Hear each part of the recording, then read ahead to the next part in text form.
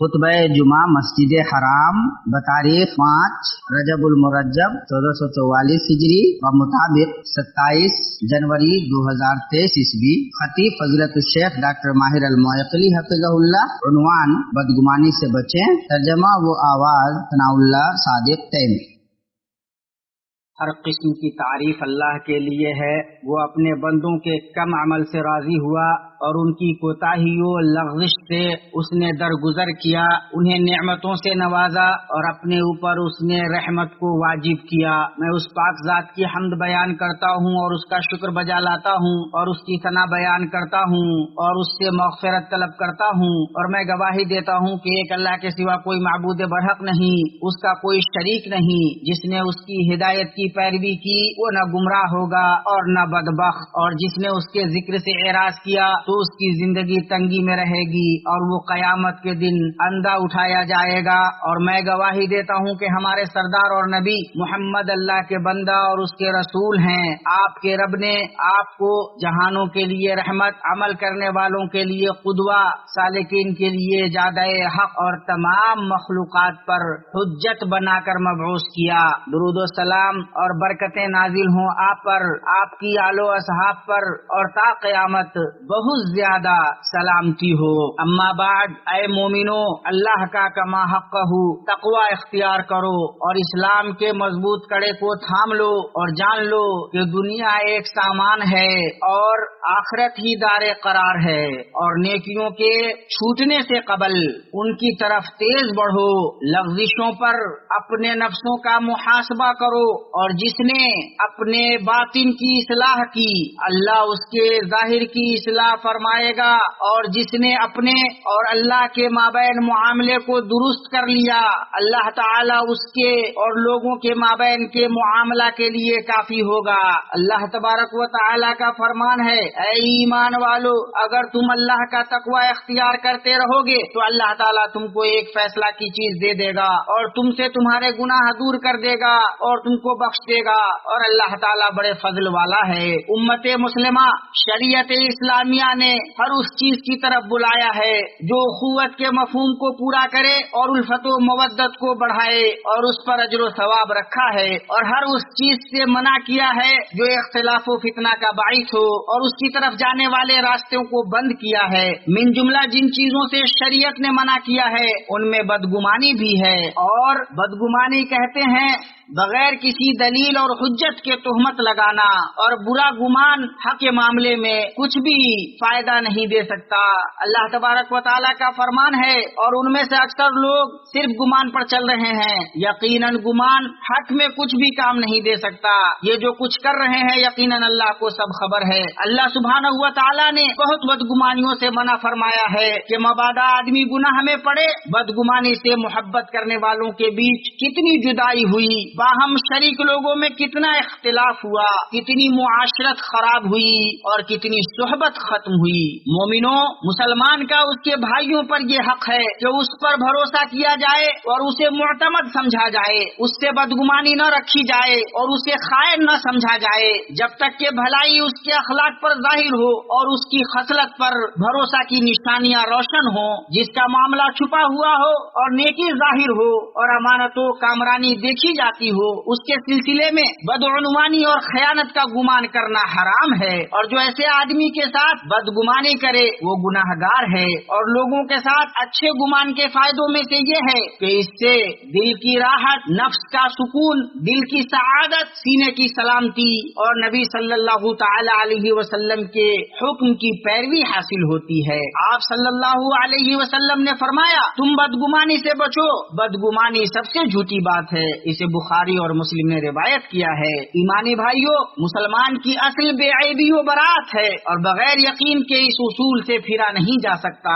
عیبوں کے پیچھے پڑنا، خطاؤں اور غلطیوں کو ڈھونڈنا، لغزشوں پر خوش ہونا، الفاظ کی غلط تعبیر کرنا اور مسلمانوں سے بغضن ہونا نیک لوگوں کا شیوا نہیں۔ جس کی یہ خصلت ہو اس نے اللہ کے غضب و غصہ اور رسوائی و فضیحت کے لیے خود کو پیش کر دیا۔ سنن ابی داؤد میں ہے کہ رسول اللہ صلی اللہ علیہ وسلم نے فرمایا، اے وہ لوگوں جو زبان سے ایمان ایمان لائے اور ایمان جن کے دل میں نہیں اترا، مسلمانوں کی غیبت نہ کرو، نہ ان کے عیبوں کے پیچھے پڑو، اس لیے کہ جو ان کے عیبوں کے پیچھے پڑے گا اللہ اس کے عیب کے در پہ ہوگا، اور اللہ جس کے عیب کے در پہ ہو اسے اس کے گھر میں رسوا کر دے گا۔ جو لوگ لوگوں سے جھوٹے گمانوں کے ساتھ برتاؤ کرتے ہیں ان کے اندر کینے اور عداوتیں پائی جاتی ہیں جن سے ان کے دل پریشان ہوتے ہیں، زندگی اجیرن اور بے کیف ہو جاتی ہے، یوں اس کی گزر بسر تنگ ہو جاتی ہے اور بصیرت اندھی ہو جاتی ہے۔ وہ تعویلوں، تخمینوں، تجزیوں اور تفسیروں کی پناہ لیتا ہے اور یہ دعویٰ کرتا ہے کہ یہ دانشمندی اور ذہانت ہے،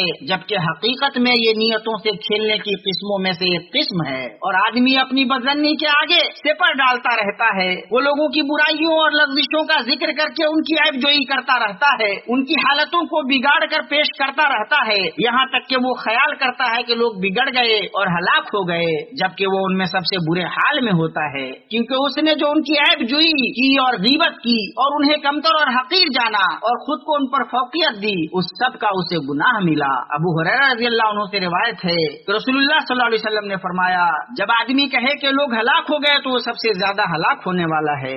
اسے مسلم نے روایت کیا ہے۔ جب آدمی کے لیے سخت مشکل ہوتا ہے کہ وہ اپنے کام میں اپنی نیت کو ٹھیک سے جان سکے تو وہ مخلوق کی نیتوں سے کیسے واقف ہو سکتا ہے؟ اس لیے جسے نجات چاہیے اسے اپنے بارے میں بدگمانی رکھنی چاہیے، اپنے دل کی اصلاح، نفس کے تزکیہ اور سینے کی پاکی کی کوشش کرنی چاہیے، اور دوسروں کے عیبوں سے الگ اپنے عیبوں کی اصلاح میں مشغول رہنا چاہیے۔ ایک آدمی ابو دجانہ رضی اللہ عنہ کے پاس آیا، اور جب آپ مرض الموت میں تھے اور آپ کا چہرہ کھل رہا تھا اور آپ کہہ رہے تھے، میرے نزدیک دو چیزوں سے بڑھ کر مضبوط کوئی عمل نہیں، میں اس بارے میں بات نہیں کرتا جس کا مجھ سے کوئی سروکار نہیں، اور میرا دل پاک رہا۔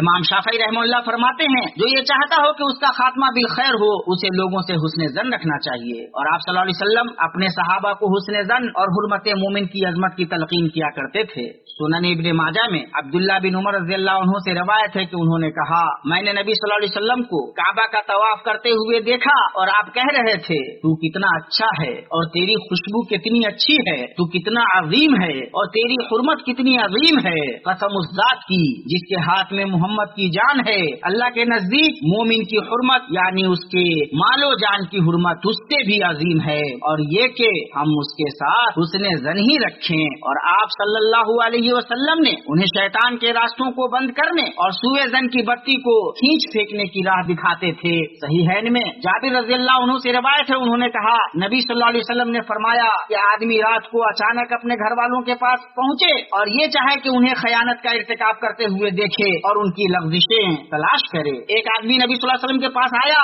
اور وہ شک کا شکار ہو گیا تھا اور بیوی کے سلسلے میں برے گمانوں میں گھرا ہوا تھا، اس لیے کہ اس کی بیوی نے ایک ایسے بچے کو جنم دیا تھا جو نہ اس کے رنگ پر تھا اور نہ اس کے رنگ پر۔ اللہ کے نبی صلی اللہ علیہ وسلم نے اس کی اونٹنی کے رنگ کے بارے میں پوچھ کر اس کے دل کے شک کو ختم کیا۔ آپ صلی اللہ علیہ وسلم نے فرمایا، کیا تمہارے پاس اونٹ ہیں؟ اس نے کہا ہاں۔ آپ صلی اللہ علیہ وسلم نے فرمایا، ان کے رنگ ہیں؟ ان کے کیا رنگ ہیں؟ اس نے کہا سرخ۔ آپ صلی اللہ علیہ وسلم نے فرمایا، کیا ان میں کوئی سیاہی مائل بھی ہے؟ اس نے کہا ہاں۔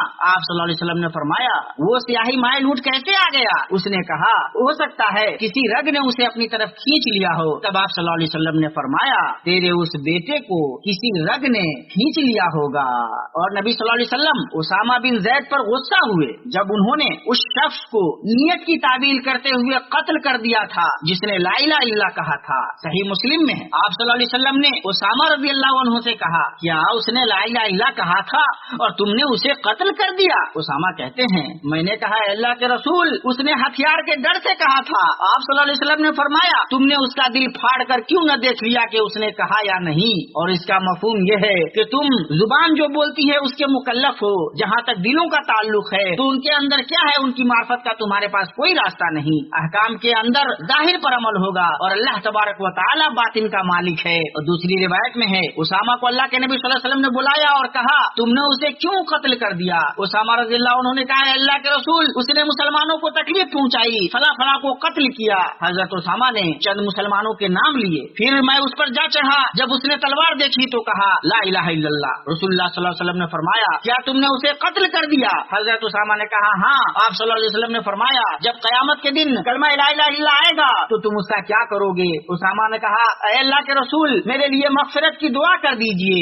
آپ صلی اللہ علیہ وسلم نے فرمایا، تم کلمہ لا الہ الا اللہ کا क्या करोगे जब वो क़यामत के दिन तुम्हारे सामने आएगा? उसामा कहते हैं आप सल्लल्लाहु अलैहि वसल्लम बस यही कहते रहे, तुम कलमा ला इलाहा इल्लल्लाह का क्या करोगे जब वो क़यामत के दिन तुम्हारे सामने आएगा? अल्लाह तबारक व तआला का फरमान है, ऐ ईमान वालो बहुत बदगुमानियों से बचो, यकीन मानो के बाद बदगुमानियां गुनाह है, और भेद न टटोला करो, और न तुम में से कोई किसी की ग़ीबत करे। क्या तुम में से कोई भी अपने मुर्दा भाई का गोश्त खाना पसंद करता है? तुमको इससे घिन आएगी, और अल्लाह से डरते रहो, बेशक अल्लाह तौबा कबूल करने वाला है। अल्लाह मुझे और आपको कुरान और सुन्नत में बरकत से नवाजे, मुझे और आपको उनमें मौजूद निशानियों और हिकमत से फायदा पहुँचाए। मैं अपनी ये बात कहता हूँ और अपने लिए और आपके लिए हर गुनाह और खता से अल्लाह की मग़फ़िरत तलब करता हूँ। आप भी उससे मग़फ़िरत तलब कीजिए, बिलाशुबा वो बहुत बख्शने वाला है।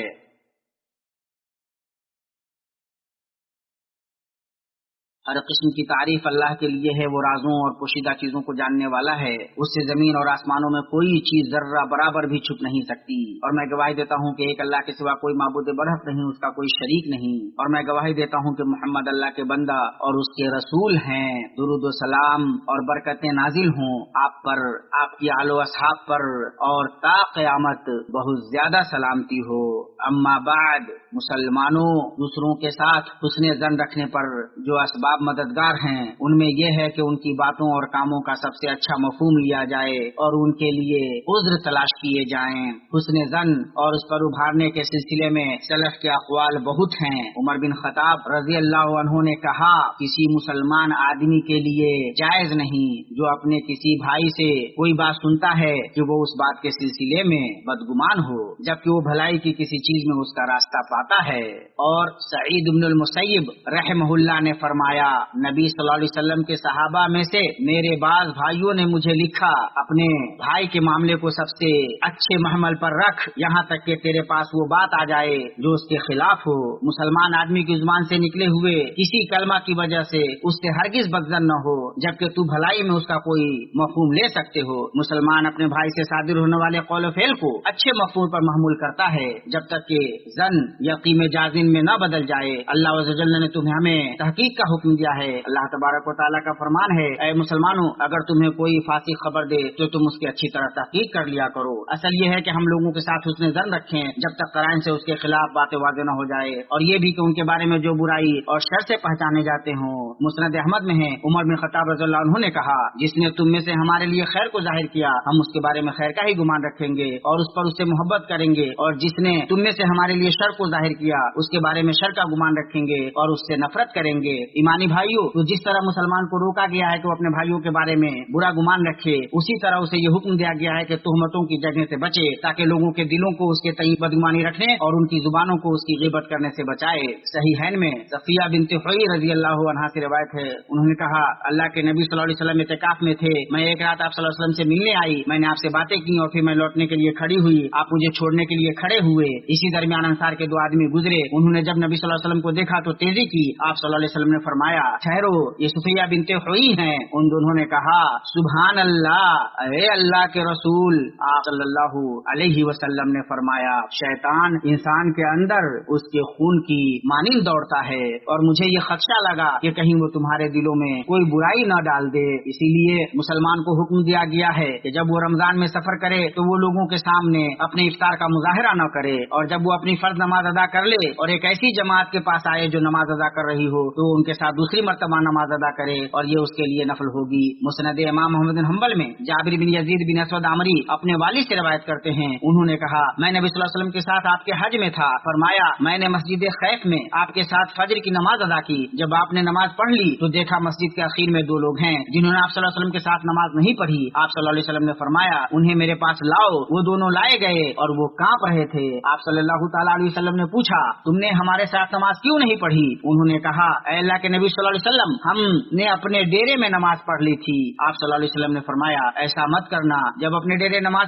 डेरे में नमाज पढ़ लो और फिर जमात वाली मस्जिद में आओ तो उनके साथ भी नमाज पढ़ो, ये तुम्हारे लिए नफिल होगी। ऐ अल्लाह, हमें सबसे अच्छे अखलाक पर चला, सबसे अच्छे अखलाक पर तू ही चला सकता है, और हमसे बुरे अखलाक को फेर दे, बुरे अखलाक को हमसे तू ही फेर सकता है। ऐ अल्लाह, दुरूद नाजिल फरमा मोहम्मद आपकी बीवियों और ज़ुर्रियत पर, जैसा कि तूने आले इब्राहिम पर दुरूद भेजा, और बरकतें नाजिल फरमा मोहम्मद और आपकी बीवियों और और ज़ुर्रियत पर, जैसा कि तूने आल इब्राहिम पर बरकतें नाजिल फरमाई। बिलाशुबा तू काबिल हम्द और साहिब शौकत है। और अल्लाह तू राजी हो जा हिदायत याफ्ता अइम्मा और खुलफाए राशिदीन अबू बकर, उमर, उस्मान, अली और बकिया सारे सहाबा से और ता क़यामत उनसे जो दुरुस्त तरीके से उनकी पैरवी करें, और अपने अफ़ो करम और जूदो सखा से राजी हो जा। ऐ अरहमुर राहिमीन, ऐ अल्लाह इस्लाम और मुसलमानों को गलबा अता कर। ऐ अल्लाह इस्लाम और मुसलमानों को गलबा अता कर। ऐ अल्लाह इस्लाम और मुसलमानों को गलबा अता कर। ऐ अल्लाह दीन की हिफाजत फरमा, इस मुल्क को और मुसलमानों के बकिया तमाम मुल्कों को पुरअमन और पुरसुकून बना दे। ऐ अल्लाह फारिगुल बना दे। ऐ अल्लाह हर जगह मुसलमानों के अहवाल दुरुस्त फरमा। ऐ अल्लाह हम तेरे फजल और करम और तेरे जुदो सखा के वास्ते से सवाल करते हैं कि तुम्हें हर बुराई और नापसंदीदा चीज से बचा। ऐ अल्लाह हर जगह मुसलमानों के अहवाल दुरुस्त फरमा। ऐ अल्लाह जो हमारे साथ बुराई का इरादा करे, हमारे मुल्क के साथ बुराई का इरादा करे, तो उसको अपनी जात में उलझा दे। ऐ हय्यु ऐ क़य्यूम, ऐ अल्लाह हमारे खादिम हरमन शरीफैन को तू अपनी मर्जी और अपने मंशा के मुताबिक चलने की तौफीक दे। ऐ अल्लाह उन्हें और वली अहद को और उनके आवान व अंसार को उसकी तौफीक दे जिसमें इस्लाम और मुसलमानों की भलाई हो। ऐ अल्लाह तुम इस्लाम और मुसलमानों की तरफ से उन्हें बेहतरीन बदला दे। ऐ अल्लाह तू तमाम तर मुस्लिम सरबराहों को उसकी तौफीक दो जो तू चाहता है और जिससे तू राजी होता है। ऐ अल्लाह हमारे जवानों की हिफाजत फरमा। ऐ अल्लाह हमारे गुनाहों को बख्श दे। ऐ अल्लाह हमारे ऊपर पर्दा फरमा। ऐ अल्लाह हमारी मग़फ़िरत फरमा, हमारी ज़ुर्रियत की मग़फ़िरत फरमा। ऐ अल्लाह तू बहुत ज्यादा कबूल करने वाला है। ऐ अल्लाह तू हमारी तौबा कबूल कर ले। ऐ अल्लाह हमें दुनिया में भी भलाई दे और आखिरत में भी भलाई से नवाज, और हमें दोज़ख के अज़ाब से महफूज रख। पाक है आपका रब जो बहुत बड़ी इज्जत वाला है, और उससे जो मुश्रिक बयान करते हैं। पैगम्बरों पर सलाम है और सब तरह की तारीफ अल्लाह के लिए है जो सारे जहान का रब है।